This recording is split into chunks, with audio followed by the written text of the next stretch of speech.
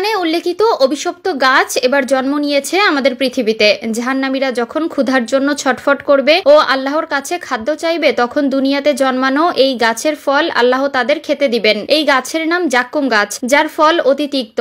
এই গাছের ফল হবে জাহান্নামীদের খাদ্য। জাক্কুম গাছ দেখতে ভয়াবহ ও অনেক বিভৎস।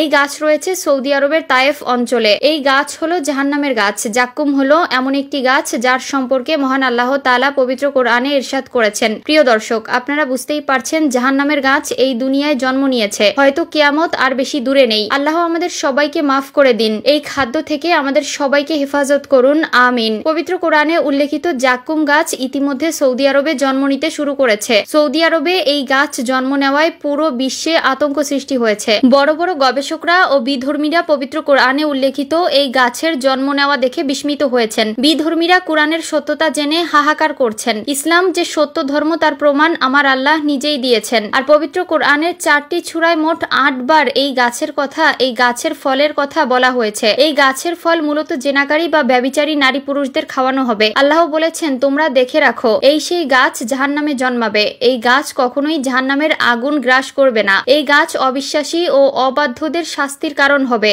দোজখের তলদেশে গজানো জাক্কুম তিক্ত কাঁটাদার ও খুব শক্ত। কাফেরদের আহার করার জন্য দেওয়া হবে। ওরা যখন খেতে আরম্ভ করবে তখন গলায় ফেসে যাবে। তারা পানি চাইবে, তখন নির্দেশ হবে দোজখ হতে পানি পান করানো। পানি মুখে নেওয়ার সাথে সাথে ঠোঁট ঝলসে যাবে এবং তা কপাল ও বক্ষে গড়াতে থাকবে। জিভ বেঁকে যাবে, কণ্ঠনালী গলিত হয়ে ছিন্ন ভিন্ন হয়ে যাবে পেটের ভিতরের নাড়িভুঁড়ি। এই অস্থির অবস্থায় জাহান্নামের দারোগার সামনে জাহান্নামীরা আহাজারি করে বলবে, আমাদেরকে মেরে ফেলো যাতে আমরা এসব বিপদ হতে রক্ষা পাই। 1000 বছর পর দারোগা জবাব দিবে, তোমরা সর্বদাই এখানে থাকবে। এর 1000 বছর পর আল্লাহ তাআলার নিকট প্রার্থনা করবে, হে আল্লাহ, আমাদের প্রাণ নিয়ে নাও এবং তোমার রহমত দ্বারা আমাদের আযাব হতে রক্ষা করো। 1000 বছর পর আল্লাহর দরবার হতে জবাব আসবে, খামোশ, আমার নিকট প্রার্থনা করবে না, তোমাদের এখান হতে বের হওয়ার কোনো সুযোগ নেই। সর্বশেষ ওরা বাধ্য হয়ে বলবে, এসো ভাই, সবর করো, ধৈর্য ধারণ করো, কেননা ধৈর্যের ফল হয় উত্তম। অতঃপর আল্লাহ তাআলার নিকট বিনয় ও আহাজারির সাথে 1000 বছর পর্যন্ত তাকে স্মরণ করবে। পরিশেষে অত্যন্ত নিরাশ হয়ে বলবে,